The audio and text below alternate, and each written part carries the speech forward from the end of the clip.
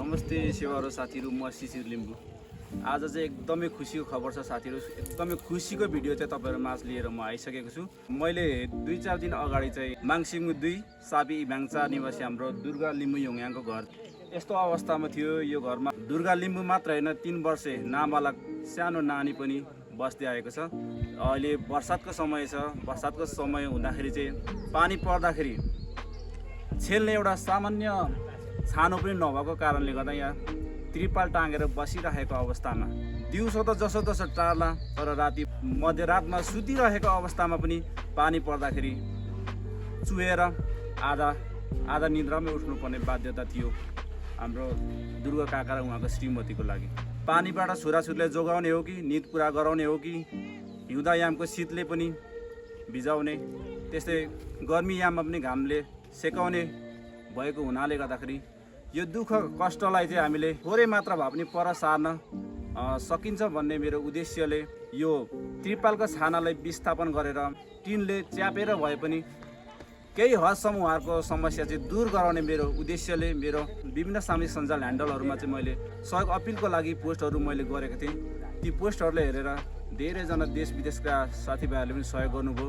जस्तै झापा दमक निवासी हाल चाहिँ युएसमा हुनुहुन्छ बुद्ध गुरुङ, उहाँले जस्ता पाता ब्यान्डिङ लगायतका कब्जाहरूको लागि सम्पूर्ण रकम उहाँले पठाइदिनु भएको थियो। खाजा व्यवस्थापनको लागि माङसिबुङ इलाम 2 निवासी देव लिम्बू हाल उहाँ दमकमा कार्यरत हुनुहुन्छ। उहाँले पनि खाजा उपलब्ध गराउनु भएको छ। र एल्बिन योङयाङ माङसिबुङ 3 हाल चाहिँ फ्रान्समा हुनुहुन्छ, उहाँले पनि सहयोग गर्नु भएको छ। त्यस्तै उहाँलाई खाद्यान्न केही अभाव छ होला भनेर निरूपा राई माङसिबुङ 2 निवासी दिदी हाल अहिले माङसिबुङ गाउँपालिकामा कृषि प्राविधिक रूपमा कार्यरत हुनुहुन्छ, उहाँले पनि सहयोग पठाउनु भएको छ। त्यस्तै मदन कार्की माङसिबुङ 2 इभाङ निवासी हाल उहाँ मलेसियामा हुनुहुन्छ, उहाँले पनि केही रकम उहाँलाई सहयोग गर्नुहोस्, उहाँलाई के अभाव छ दिनुहोस् भनेर सहयोग पठाउनु भएको छ। उहाँलाई विशेष गरेर धेरै धन्यवाद। र हाम्रो यो त्रिपालको छाना विस्थापन गरेर जस्ता पाता च्यापेर उहाँको घरलाई थोरै मात्र भए पनि सुरक्षित राख्ने कार्यक्रम चाहिँ अब सुरु हुन लागिरहेछ। त्यसैले साथीहरु यो भिडियो कहाँबाट हेर्दै हुन्छ कमेन्ट गरेर नबिर्सिनुहोला। साथै यो भिडियो 3 करोड नेपाली माझ पुग्नको लागि एक शेयर अवश्य गर्नुहोला।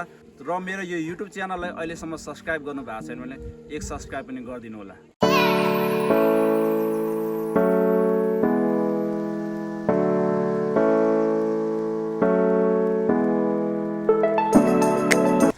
लस्सी गयो साथीहरु, यहाँ टिन हाल्ने कार्यक्रम हामी उपस्थिति अलिक थोरै भए पनि लगभग काम गर्न चाहिँ पुग्ने गरेछौँ हामी उपस्थिति।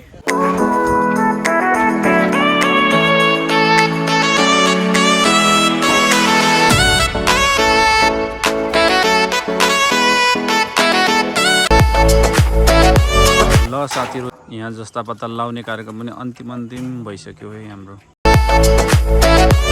ल त साथीहरु, दुर्गा लिम्बूको घरमा रहेको त्रिपाललाई हटाएर जस्ता पाताको छाना हाल्ने कार्यक्रम लगभग अन्तिम भइसक्यो।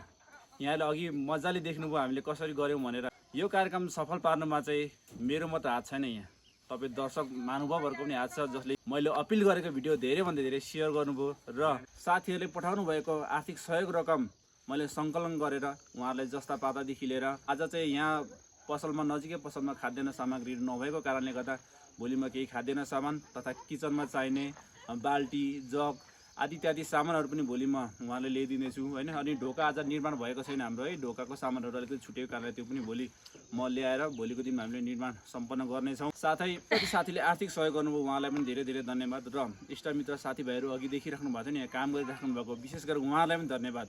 जो चाहिँ मैले निमन्त्रण गर्दाखेरि चाहिँ ल सहयोग गर्नुपर्छ है साथीलाई भन्दाखेरि चाहिँ आफूलाई परे जस्तै ठानेर उहाँहरू आउनुभयो, उहाँहरूलाई पनि धेरै धन्यवाद।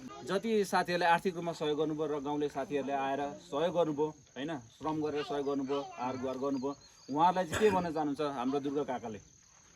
उहाँलाई अत्यन्तै धेरै धन्यवाद, विशेष गरेर धन्यवाद सबैलाई। र अब चाहिँ बाँकी कार्यक्रम चाहिँ हामी अर्को भिडियोमा देखाउनेछौँ। यहाँ खाद्यान्न प्लस के सामग्रीहरू लिएर दिएको चाहिँ त्यतिन्जेलसम्मको लागि यो भिडियोलाई एक लाइक अनि च्यानललाई सब्स्क्राइब गर्दै भिडियोले एक शेयर अवश्य गर्नुहोला। Thank you so much. सेवारो नोगेन।